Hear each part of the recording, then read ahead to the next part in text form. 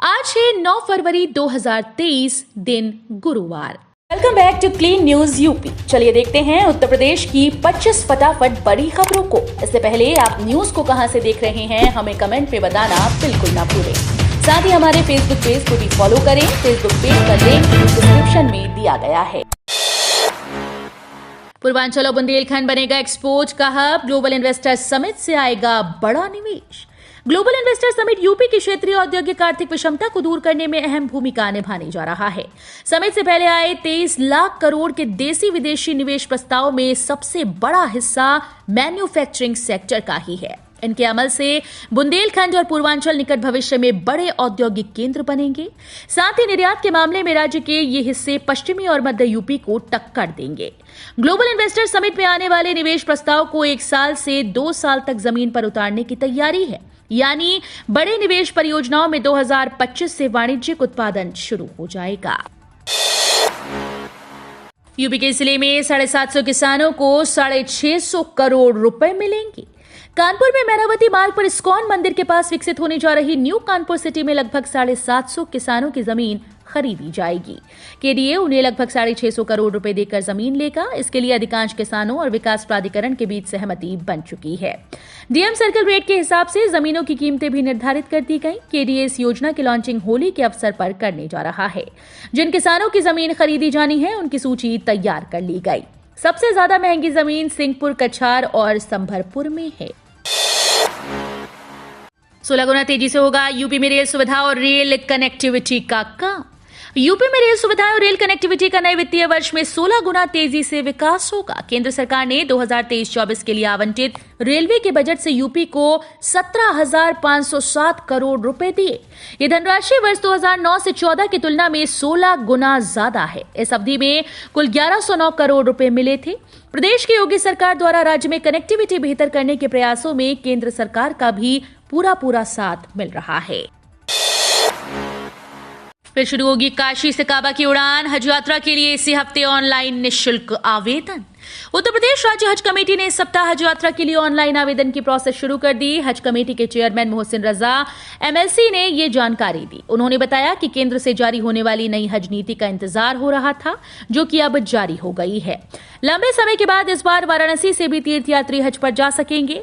उन्होंने बताया कि इस बार की हज यात्रा में इस बार ऑनलाइन आवेदन निःशुल्क होगा। पहले आवेदन शुल्क 400 रुपए प्रति हज यात्री लगता था।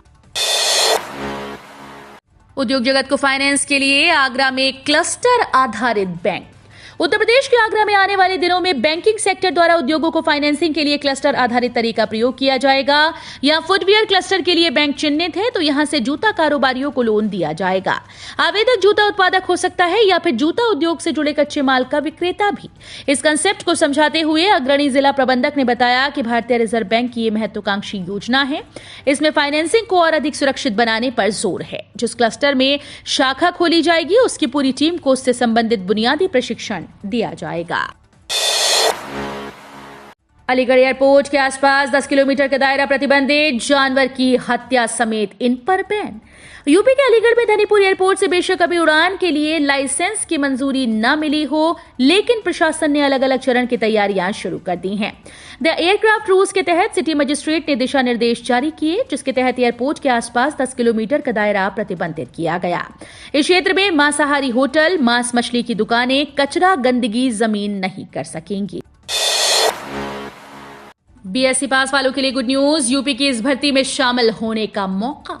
यूपी में गृह विज्ञान से बीएससी पास करने वालों के लिए गुड न्यूज है। बाल विकास सेवा एवं पुष्टाहार के अधीन मुख्य सेविका के 2693 पदों पर होने वाली भर्ती के लिए उन्हें भी मान्य करने की तैयारी है। इसके लिए भर्ती नियमावली में संशोधन करते हुए इसका स्पष्ट प्रावधान किया जाएगा। उत्तर प्रदेश अधीनस्थ सेवा चयन आयोग ने इस संबंध में स्थिति साफ करने के लिए पत्र भेज दिया है। यूपीजीआईएस में 1200 करोड़ रुपए का निवेश करेगी जेके सीमेंट। तैयार हो रहा यूपी में विकास का रोड मैप। योगी आदित्यनाथ सरकार की नीतियों और निवेश के लिए उपयुक्त माहौल के चलते न सिर्फ विदेशी बल्कि देश के अंदर भी बड़ी कंपनीज अपने आप ही निवेश के लिए आगे आ रही हैं। इसी क्रम में अब जेके सीमेंट लिमिटेड ने 1200 करोड़ रुपए के निवेश की प्रतिबद्धता जताई। इसके तहत कंपनी आगामी 12 महीनों में 500 करोड़ रुपए के निवेश से प्रयागराज में एक यूनिट की स्थापना करेगी। कंपनी यूपी में 700 करोड़ की 2 परियोजनाओं पर पहले से ही काम कर रही है। कंपनी के डिप्टी एमडी और सीईओ 10 से 12 फरवरी के बीच राजधानी लखनऊ के वृंदावन योजना में आयोजित हो रही Uttar Pradesh global investor summit 2023 में भाग लेंगे। पुलिसकर्मियों के लिए ड्यूटी के दौरान सोशल मीडिया का इस्तेमाल करना प्रतिबंधित।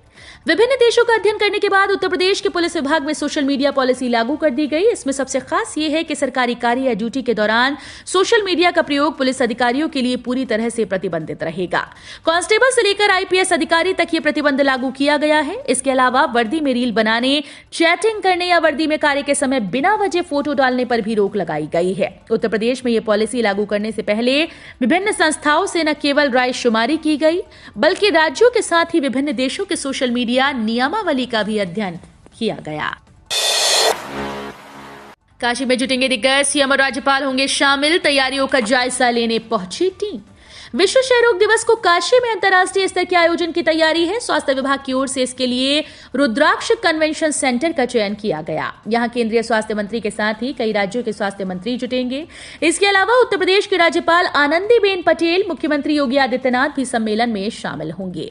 सेंट्रल टीबी डिवीजन की टीम ने तैयारियों का जायजा लेने के साथ स्वास्थ्य विभाग के अधिकारियों के साथ बैठक कर समीक्षा की। यूपी बजट से अच्छे की उम्मीद। उत्तर प्रदेश के बजट से शहर के लोगों को अच्छे की उम्मीद है। उनका कहना है कि राज्य सरकार वाराणसी सहित पूर्वांचल के दूसरे जिलों को विकास की सौगात दे सकती है।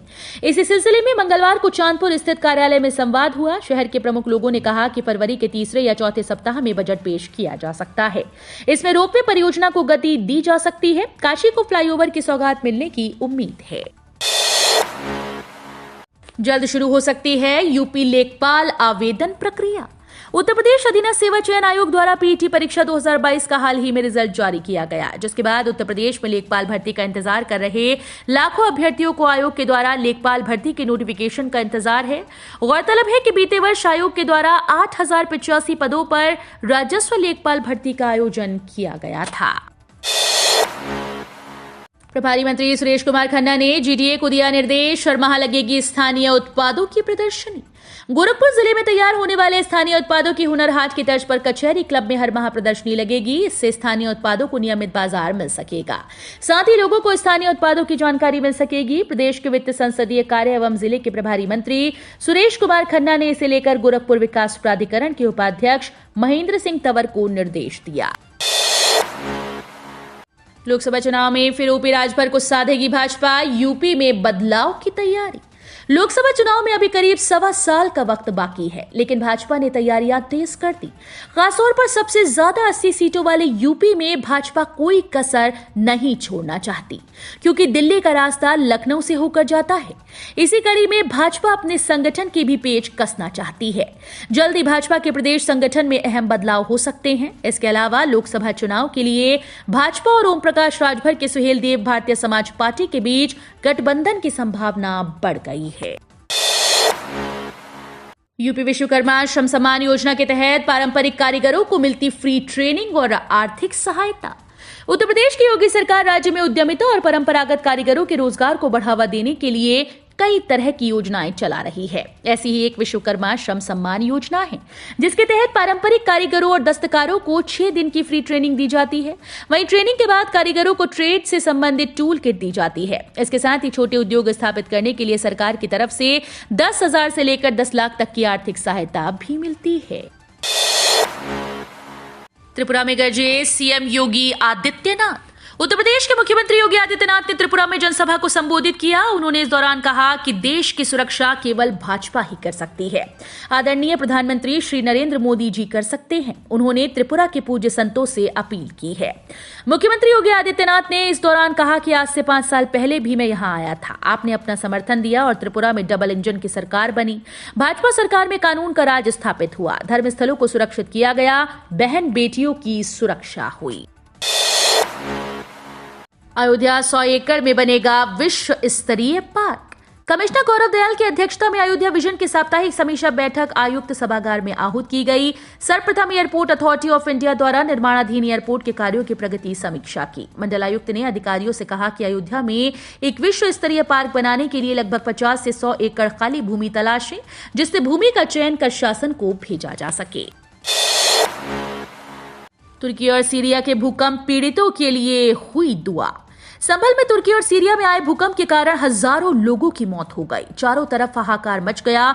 दोनों देशों के लोगों के लिए खुसूसी दुआ कराई गई। बुधवार को जनपद संभल के थाना नखासा क्षेत्र के मोहल्ला हिलाली सराय स्थित मदरसा सिराज उल उलूम में तुर्की और सीरिया के लोगों के लिए दुआ की गई। 4 अप्रैल को मिर्जापुर आएगी व्यापारियों की रथ यात्रा। मिर्जापुर में उत्तर प्रदेश उद्योग व्यापार मंडल का स्वर्ण जयंती वर्ष मनाया जा रहा है। इस मौके पर 13 मार्च से आरंभ होने वाली रथ यात्रा का आगमन जिले में 4 अप्रैल को होगा। रथ यात्रा के आगमन पर भव्य स्वागत समारोह का आयोजन किया जाएगा। ये जानकारी संस्था के प्रांतीय मंत्री गोवर्धन त्रिपाठी ने कटरा बाजीराव में आयोजित पत्रकार वार्ता के दौरान दी। उन्होंने बताया कि व्यापार हितों के लिए निरंतर संघर्ष करने वाली संस्था के 50 वर्ष पूर्ण होने पर स्वर्ण जयंती वर्ष मनाया जा रहा है। फिर अखिलेश यादव ने बीजेपी पर बोला हमला।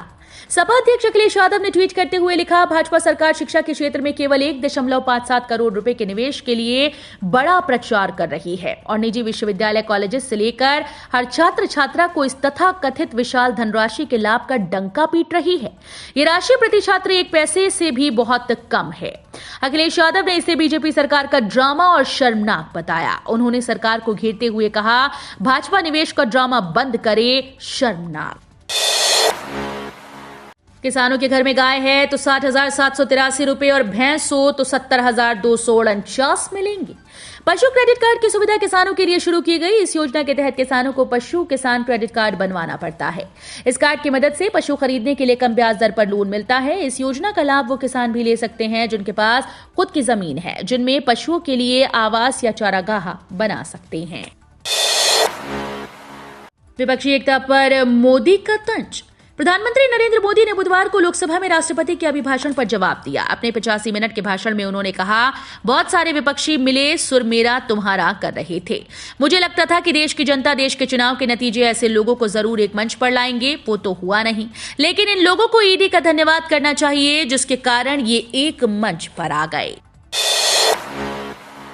राहुल गांधी ने फिर मोदी पर बोला हमला।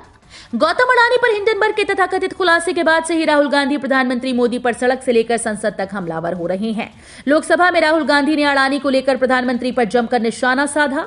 उसके बाद पीएम मोदी ने राहुल गांधी के आरोपों का जवाब दिया, मगर राहुल गांधी उन जवाबों से संतुष्ट न हो पाए। जब वो सदन के बाहर निकले तो पत्रकारों ने प्रधानमंत्री के भाषण पर पूर्व कांग्रेस अध्यक्ष की प्रतिक्रिया लेने के लिए उन्हें घेर लिया। राहुल गांधी ने तब कहा कि पीएम मोदी अडानी की इंक्वायरी की बात ही नहीं कर रहे। अडानी प्रधानमंत्री के मित्र हैं, इसीलिए वो उनकी रक्षा कर रहे हैं। राहुल गांधी के बयान पर अपर्णा यादव और सीएम योगी ने किया पलटवार। यूपी के सीएम योगी आदित्यनाथ को मामलू ठग बता भाजपा नेताओं के निशाने पर राहुल गांधी। अपर्णा यादव और सीएम योगी समेत भाजपा के कई नेताओं ने राहुल गांधी पर निशाना साधा। अपर्णा यादव ने कहा कि राहुल गांधी ने सीएम योगी का अपमान किया, उन्हें अब फिजिकली और मेंटली रेस्ट की जरूरत है। तो वहीं सीएम योगी ने राहुल गांधी और कांग्रेस पर जोरदार हमला बोलते हुए कहा कि कांग्रेस ने हमेशा से ही आस्था के साथ खिलवाड़ किया है। तो वहीं केशव प्रसाद मौर्य ने कहा था कि राहुल गांधी को अपना बयान वापस लेना चाहिए। राहुल में गंभीरता की कमी है, वो हिंदुत्व के बड़े ज्ञानी ना बने। फरवरी में गर्मी ने 52 साल का रिकॉर्ड तोड़ा, मार्च तक बढ़ेगी गर्मी। फरवरी की शुरुआत में ही दोपहर गर्म हो रही है। वर्ष 1971 के बाद पहली बार 7 फरवरी को अधिकतम तापमान 31 के नजदीक पहुंच गया।